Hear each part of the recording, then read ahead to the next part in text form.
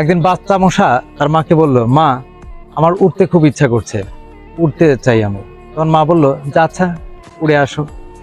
10-15 minute আশেপাশ দিয়ে উড়ি করে বাচ্চা মশাটি যখন মার কাছে আসলো, তখন মা জিজ্ঞেস করলো, তুমি যে আজকে প্রথম উড়লে, তোমার ফিলিংসটা কেমন লাগলো?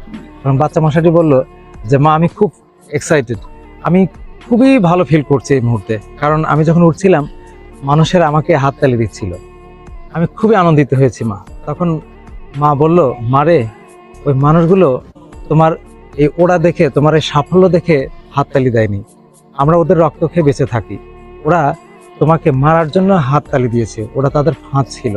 এই গল্প থেকে এটাই শেখাতে চাচ্ছি যে কখনোই কোনো শত্রু যদি আপনার কোনো সাকসেস দেখে, কোনো সফলতা দেখে যদি খুশি হয়, আনন্দিত হয়, তাহলে বুঝে নেবেন তারা আসলে প্রকৃতপক্ষে খুশি হয়নি, এটা আপনার পতনের বা আপনাকে ঘায়েল করার কোনো নতুন নীল নকশা।